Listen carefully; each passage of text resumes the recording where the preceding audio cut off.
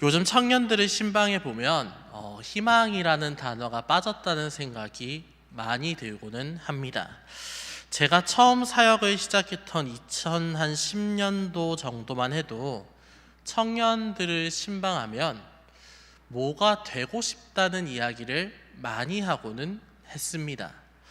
예를 들어 나는 공부를 열심히 해서 취직을 하겠다.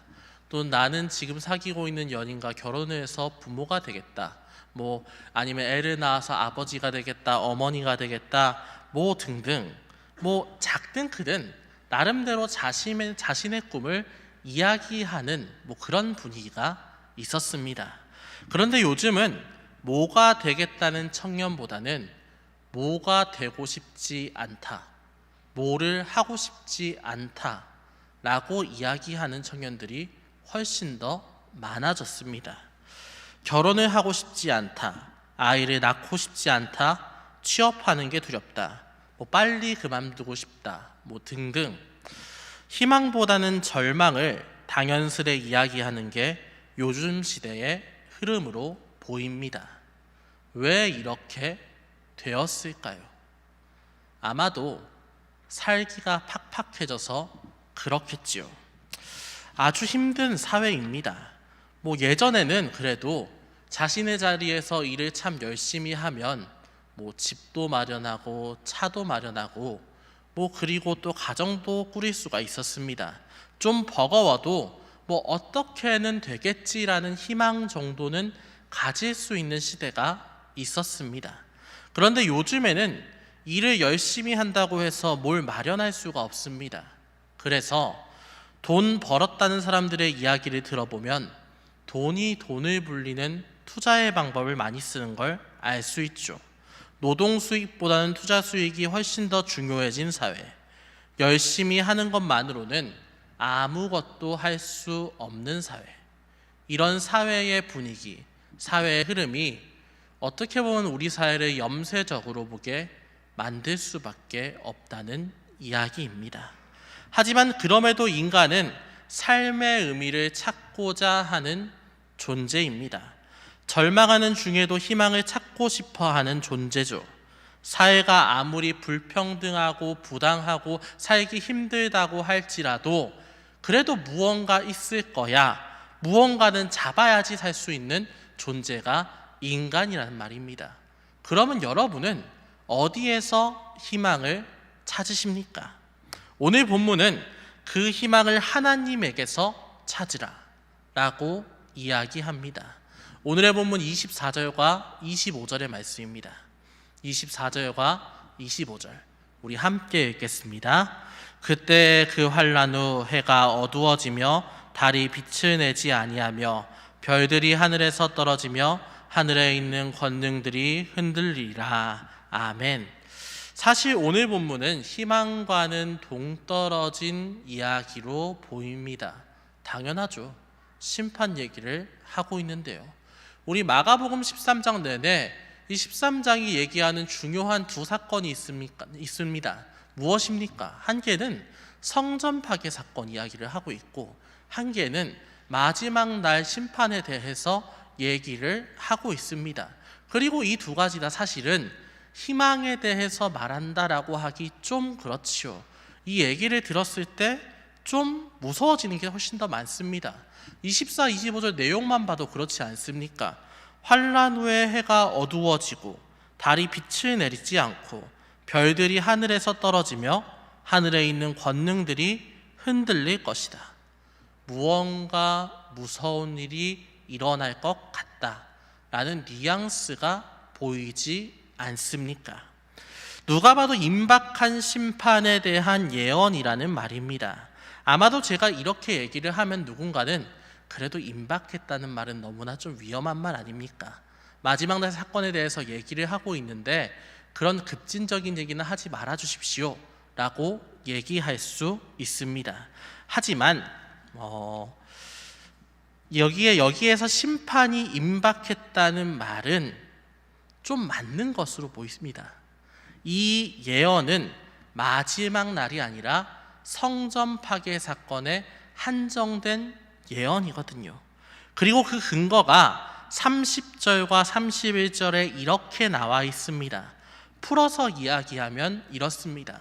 경청하여 주시기 바랍니다. 내가 진실로 너희에게 말하노니 이 세대, 지금 나와 함께하는 너희 세대가 끝나기 전에 이 일이 다 일어날 것이다. 그리고 천지는 없어져도 내 말은 사라지지 않으니 이 예언은 확실히 이루어질 것이다. 이게 무슨 말입니까?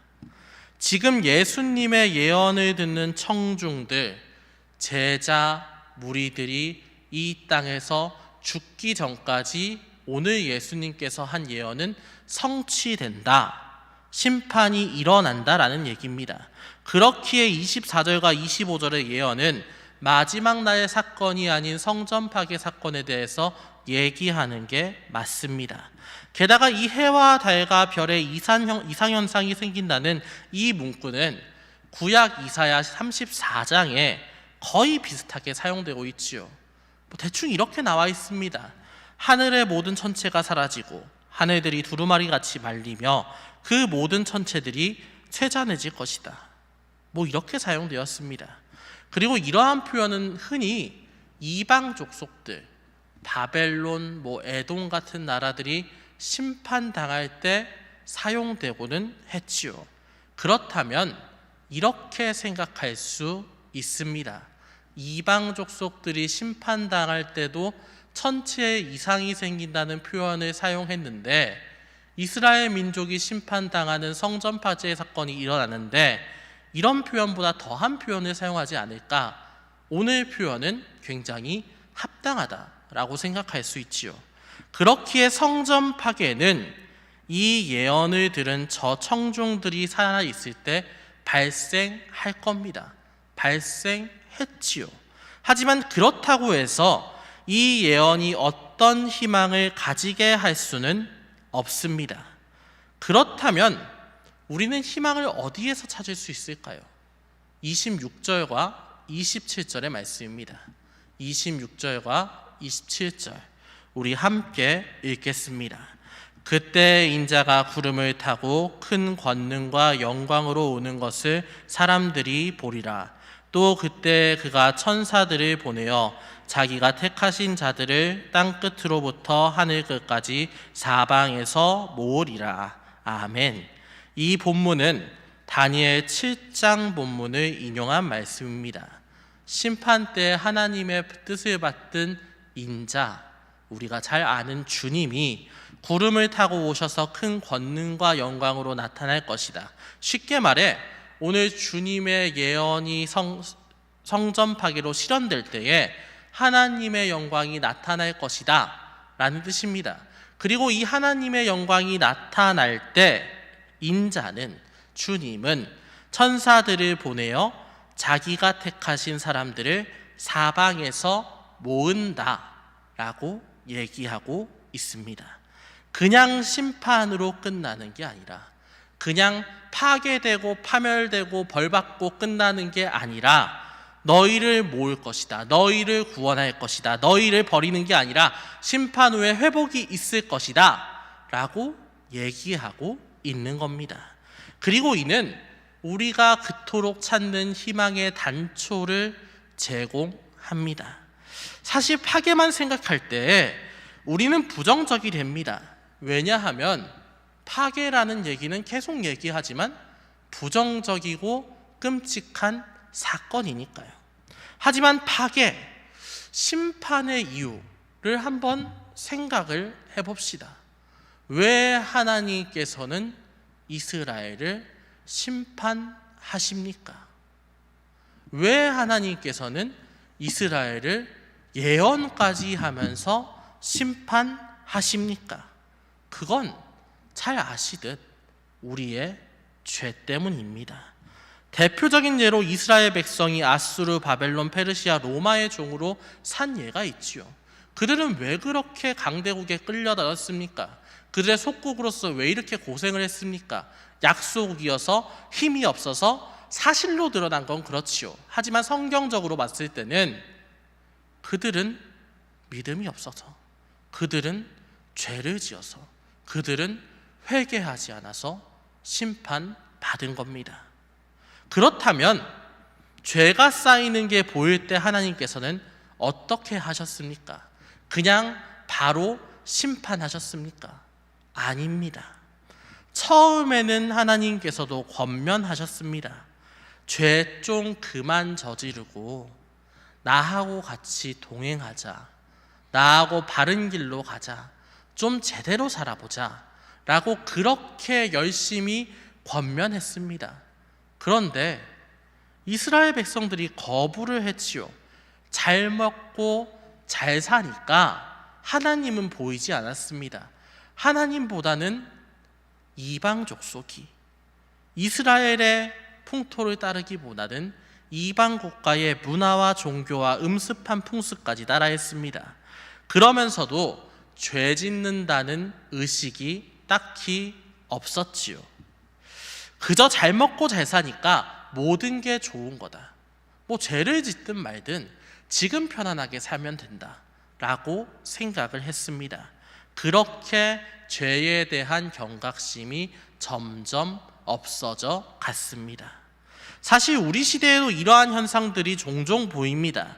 수많은 사람들이 주님의 선함을 닮아가는 것은 바보짓이다. 좀 더 축약하면 바르게 사는 것은 바보짓이다 라고 이야기합니다. 오히려 돈이나 명예나 권력, 욕심을 수북수북 쌓아가는 게 훨씬 더 현명하게 사는 것이다 라고 얘기합니다. 그리고 좀 더 심하게 나아가면 이런 것들을 쌓기 위해서는 조금 나쁜 짓을 해도 된다. 그렇게 사는 게 영민하고 현명하게 사는 방법이다 라고 이야기합니다. 이렇게 양심이 무뎌지고 죄가 당연한 세상이 되었습니다. 하나님께서는 이런 세상에 대해서 어떻게 하셔야 합니까? 죄에서 돌이키라고 권면하셔야겠지요. 근데 권면하다가 안 되면, 돌이킬 상황이 안 되면 일시적으로라도 심판을 하시는 겁니다. 자녀가 바른 길로 나아가기 원하는 부모가 자녀가 그렇게 하지 않을 때 마음 아파하면서도 회초리를 드는 것과 똑같습니다. 쉽게 말해 심판은 사랑의 회초리라는 얘기입니다. 물론 회초리를 드는 부모의 마음이 절대 좋을 수 없습니다. 때리는 그 동시에 마음이 엄청 아파지죠. 그리고 때리고 난 후에 꼭 종아리에 약을 발라줍니다. 주님도 마찬가지입니다. 심판할 때 그렇게 마음이 아플 수 없습니다. 함께 아파합니다. 심판 후에는 너무나 아파하기 때문에, 너무나 사랑했기 때문에 결국 회복시키십니다. 그래서 심판하시는 것도 사랑이고 회복시키는 것도 사랑이라는 얘기입니다. 그렇기에 우리는 두 가지 소망을 품을 수 있습니다. 세상의 잘못된 것들을 심판하실 하나님의 정의에 대한 소망, 그리고 심판 후에 자신의 피조물을 감싸 안으실, 회복시키실 하나님에 대한 소망입니다. 정리하면 하나님의 정의와 사랑은 우리에게 살아갈 소망, 희망을 부여한다는 얘기입니다. 잘못되고 불편부당한 세상에서 바르게 살 때에 때때로 그 사람들이 나를 유혹하면서 잘못되게 사는 게 맞는 거야 할 때에 바르게 사는 게 맞다고 심판하실 때 주시는 소망이 있을 것이고, 그리고 더 나아가서 그 심판이라는 큰 사건이 일어남에도 불구하고 하나님께서 우리를 회복시킬 것이다, 올바르게 가게 할 것이다 라는 소망을 가지고 살 수 있다라는 얘기입니다. 그렇다면 이 소망, 이 희망을 품게 된 사람들은 어떻게 살아야 합니까? 32절에서 33절의 말씀입니다. 32절에서 33절의 말씀 우리 함께 읽겠습니다. 그러나 그날과 그때는 아무도 모르나니 하늘에 있는 천사들도 아들도 모르고 아버지만 아시느니라. 주의하라, 깨어있으라, 그때가 언제인지 알지 못함이라. 아멘. 이 말씀은 앞선 31절까지의 내용을 이어가는 것으로 보입니다. 그렇기에 또 성전 파괴 얘기를 하는 것으로 보이지요. 하지만 32절은 그때를 아무도 모른다. 그때를 아무도 모른다고 얘기합니다. 앞선 30절에서는 성전 파괴 사건이 분명 이 세대가 지나가기 전에 확실하게 일어난다 라고 얘기하는데, 지금에 와서는 그때는 모른다 라고 얘기하고 있는 겁니다. 하늘에 있는 천사도 아들도 모르고 아버지만 아신다 라고 하시지요. 그리고 32절은 그러나로 시작합니다. 이는 31절까지 명시된 그때와 32절에 명시된 그때가 다르다는 것을 알려줍니다. 성전 파괴 사건과 마지막 날 사건을 구분하여 얘기하고 있는 겁니다. 그래서 32절부터 37절은 마지막 날에 대한 말씀이 됩니다. 그리고 이 말씀을 따를 때 마지막 날이 언제 올지는 알 수 없습니다.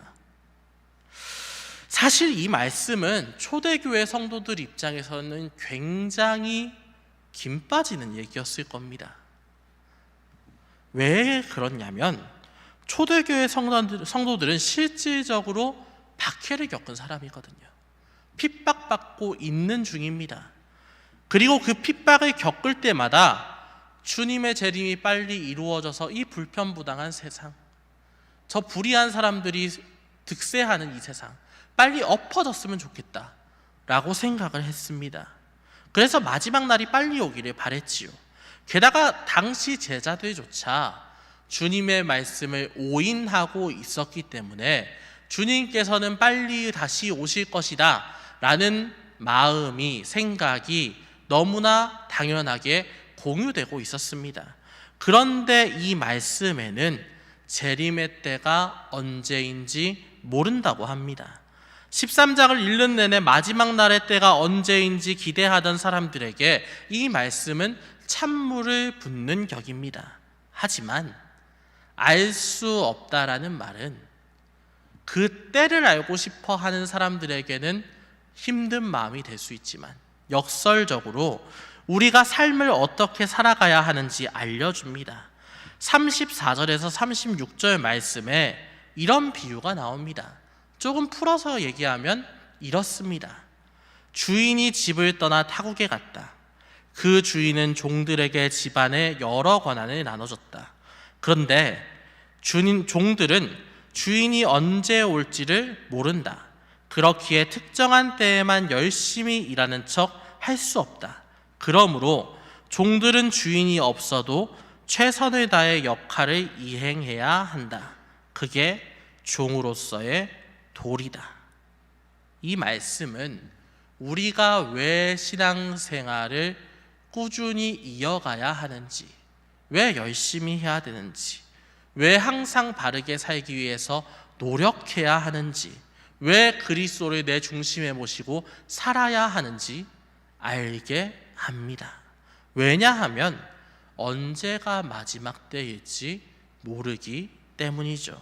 언제 오시든 우리는 그리스도인으로서 참된 모습을 증명해내야 하니까요.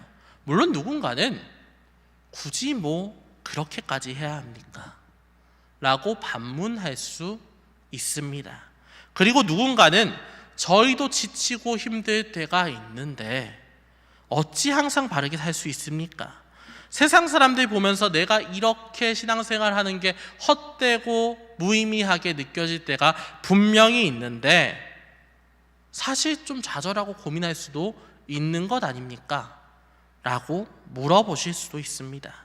하지만 우리는 앞선 말씀에서 때에 따라 심판하시는 하나님에 대해서 알게 되었습니다. 하나님께서는 불편부당한 세상을 그냥 냅두고 보고 계시는 게 아니라 계속 보고 계속 긍휼히 여기고 계속 감찰하시며 권면하다가 정말 안 되면 한 번씩 되돌이키는 그런 일을 하고 계셨습니다. 그리고 그런 주님의 활동은 우리의 희망이 되었지요. 하나님의 심판으로 세상의 잘못된 것들이 바로잡힐 때마다 그것을 아는 사람들은 하나님께서는 살아계시다, 하나님께서 잘못된 것들을 바로잡으시는구나 생각한다는 이야기입니다. 그리고 그 생각은 어쨌든 침울했던 우리 마음에 희망을 줍니다. 그리고 그게 하나님의 정의라는 것을 인식을 하려면 37절 상반절에 있듯이 깨어 있어야 합니다. 한번 생각을 해보십시오. 불의한 사람이 어찌 정의를 알겠습니까? 나는 돈과 권력을 쟁취하는 게 인생의 최대의 목표다 하는 사람은 정의든 불의든 상관이 없습니다. 그저 내가 돈을 많이 버는 게 훨씬 더 중요합니다. 그저 내가 돈을 많이 벌 수 있으면 편법이든 불법이든, 아니 세상이 어떻게 되든 그거 위주로 사회가 편성되는 게 훨씬 더 중요하다는 얘기입니다. 그리고 이런 사람이 많아지면 많아질수록 우리 사회의 희망이 사라지겠지요. 왜냐하면 사회가 올바른 방향성을 가지고 나아가는 것보다 내 욕심을 충족시키는 형태로 나아가기를 바라는 사람이 훨씬 더 많아지니까요. 그리고 그것 때문에 희망을 잃은 사람들도 많아지게 됩니다. 그래서 우리는 깨어 있어야 합니다. 사회가 자꾸 욕심을 추구하는 방향으로, 잘못된 방향으로 갈 때마다 우리는 단호하게 아니라고 말할 수 있어야 합니다. 누군가는 이웃을 사랑하는 게 멍청한 짓이다, 그것 가지고는 어떤 것도 바꿀 수 없다라고 할 때 그 사랑으로 세상을 바꾸신 하나님에 대해서 이야기하며 그 사실을 바라보며 깨어서 활동해야 한다라는 이야기입니다. 그렇게 깨어있는 사람이 많아질수록 세상은 변할 겁니다. 너무 이상적인 얘기지만 그 이상적인 이야기를 믿은 사람이 많아질 때 그 모든 불편부당을 깨고 오실 주님을 모두가 고대하게 되는 겁니다. 사랑하는 여러분이 내 욕심만 채워서 수많은 사람들의 희망을 잃게 하는 악인이 아니라 깨어서 사랑함으로써 희망을 전파하는 그리스도인 되시기를 바랍니다. 그 마음으로 여러분이 속한 공동체에서 깨어서 활동할 때에 우리 주님께서는 분명히 세상 속에 역사하시어서 여러분이 공적으로 볼 때 불편하게 생각하는 일들, 부당하게 생각하는 일들, 무언가 이건 아니다라고 생각하는 일들에 역사하시어서 그 어두움을 밝게 일으켜 주실 겁니다. 분명 주님께서는 그것으로 우리 삶의 희망이 되실 겁니다. 사랑하는 여러분이 주님께서 깨어서 활동하시듯 여러분도 삶에서 깨어서 활동하시고 마지막 날 주님의 정의가 이루어지는 것을 희망하는 여러분 되시기를 주님의 이름으로 축원합니다. 기도하겠습니다. 사랑과 은혜가 충만하신 하나님 아버지 감사합니다. 오늘 심판의 말씀 속에서 희망을 찾게 하시니 감사합니다. 하나님 아버지, 사실 우리가 세상을 살아가면서 이런들 어떠하며 저런들 어떠하리 라는 마음으로써 살아가는 경우가 참으로 많습니다. 적당히 내 배만 차면, 적당히 내 욕심만 채워지면, 적당히 나만 편하면 된다 하고 살아가는 경우가 참으로 많습니다. 하지만 주님께서는 우리를 사랑하셨고 우리를 위해서 희생하셨으며 또한 우리를 위해서 이 세상이 조금씩 바뀌기를 원하는 분이시라는 걸 알게 되었습니다. 그 주님께서 역사하시어서 불편부당함을 올바름으로 바꾸신 것을 볼 때에 우리도 바름을 원하면서 주님의 길을 걷는 그리스도인 될 수 있게 하여 주시옵소서. 우리가 어떠한 큰 것을 바꾸기를 원하는 것이 아니라 우리가 살아가는 공동체 속에서 그 바름을 일깨우는 그리스도인 되게 하여 주시옵소서. 이 모든 것 주님께서 이루실 것을 믿사오며 거룩하신 우리 주 예수 그리스도의 이름으로 기도합니다. 아멘.